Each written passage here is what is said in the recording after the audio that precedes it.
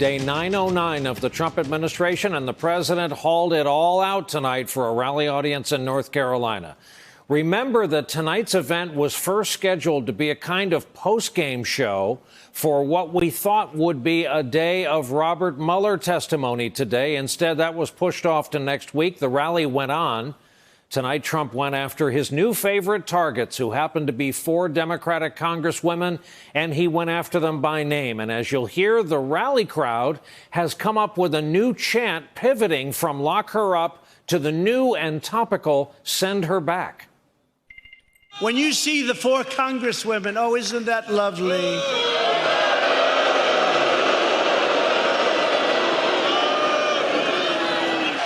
Representative Ilhan Omar.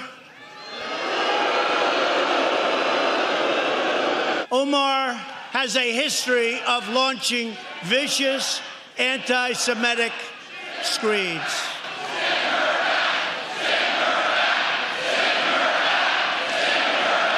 And Tlaib also used the F word to describe the presidency. And your president. That's not nice, even for me. Representative Alexandria Ocasio-Cortez. Check out her scores, by the way, with her new Green New Deal. The Green New Deal, where did that come from? Representative Ayanna Pressley. Is she related in any way to Elvis? I don't know. Who knows? You never know. These congresswomen, their comments are helping to fuel the rise of a dangerous, militant hard left. But that's okay, because we're going to win this election like nobody's ever seen before. The president also told the crowd a vote for Democrats in 2020 is a vote for the rise of radical socialism and the destruction of the American dream, which we note he has already declared to be dead. Before tonight's rally, our own Monica Alba spoke to some Trump supporters about the president's use of these 4 congresswomen as a new target. Frankly, I don't think there's anything racist in the tweet. I can see how they construe it as racist, but I think actually Donald Trump is being very strategic in what he's doing and trying to lump all the Democrats as socialists. I think he's got a strategy in mind, and I think that's what he's doing. He's manipulating the Democrats into the socialist camp. I don't think it's racist. I do wish that he would maybe govern himself a little better when he tweets out. I don't believe the president is racist. I believe that sometimes he says things that maybe he should rethink and not be so straightforward, but I'd prefer that and really know what he's thinking versus somebody that's deceptive. So that was the scene in Greenville, North Carolina. As Trump continues his new political line of attack today, the House voted to kill an impeachment resolution against the president. This was introduced by Democratic Congressman Al Green of Texas. The vote was 332 to 95, and it shows the split within the Democratic Party on impeachment. 137 Democrats voted to table this resolution. 95 members of Congress voted to advance it. Before today's vote, House Speaker Pelosi, who had been opposed to impeachment, as you know, addressed this issue. We have 6 committees that are working on following the facts in terms of any abuse of power, obstruction of justice, and the rest that the president may have engaged in. That is the serious path that we are on. It was just last week political fighting between the Speaker and Congresswoman Alexandria Ocasio-Cortez dominated the headlines before Trump waded into the middle of it. During an interview with CBS News that aired this morning, Congresswoman Ocasio-Cortez was asked if she thinks there is a fracture between Pelosi and these 4 Democratic congresswomen. I don't. I think that just as there were members of Congress that did not vote for the Speaker on the House floor the day of our swearing in, just as there are members who challenge her conclusions, who disagree with her, so do we from time to time. But that does not mean that there is a fundamental fracture or a dehumanizing going on within our caucus. NBC News is reporting that according to a spokesperson for Speaker Pelosi, the freshman New York congresswoman reached out to the Speaker on Tuesday to ask for a meeting, and they are now working on scheduling one. Here for our leadoff discussion on a Wednesday night, Tamara Keith, White House correspondent for NPR, Jonathan Allen, the veteran political journalist who is our national political reporter, and Maya Wiley, former assistant U.S. attorney for the Southern District of New York, who is now with the New School here in New York. And that's where we'd like to begin. Counselor, set aside, if you can, any feelings of social justice along with your law degree. Let's talk about the raw politics of this attack by the president on these four women. Do you think it has underpinnings? Do they and the Trump force know something that the rest of the world doesn't? I'm not sure they know something the rest of the world doesn't, because I do think it's a bit reckless and I do think it's a bit dangerous.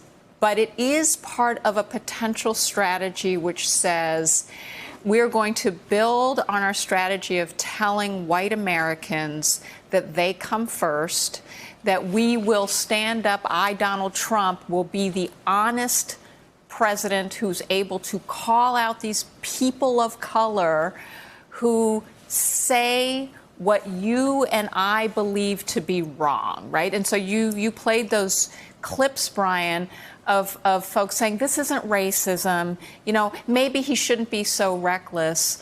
The reality of where he did that in North Carolina, we should be very clear about. North Carolina is the state where there is evidence that there was an intention on the part of some Republican legislatures to prevent black people from voting. That is the state in which Klansmen marched in Greensboro, North Carolina in 1979 and killed 5 people because they were black and they were communist. It is the state which gave us Reverend William Barber, who has stood up and said we've got to find a way to knit together low-income people who are white and have race no longer play a role in suggesting what our policy should be, that we shouldn't have a policy of division. It is a state that in this country has very much represented a lot of the dramatic divides we've had around race and class. And what Trump has done, and he's gone to North Carolina and said, I'm going to use the race card, but I'm going to use it my way. And I'm going to guess that I can try to knit together the white electorate and do it in a way that gets me the electoral college that does not necessarily get me the popular vote. Because the last time he won in 2016, he lost about 3 million to Hillary Clinton by about 3 million votes. What he won was a very narrow margin of electoral votes, and narrow meaning he only won it by 73 to 77,000 votes, depending on how you count.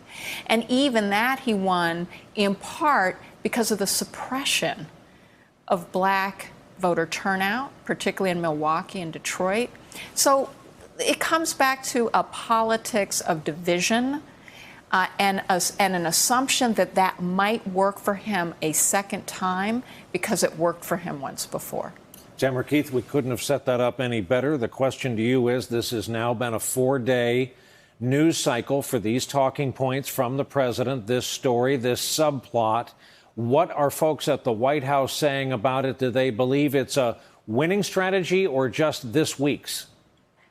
Well, if they thought it wasn't working, they probably would have had the president give a boring speech tonight about the economy.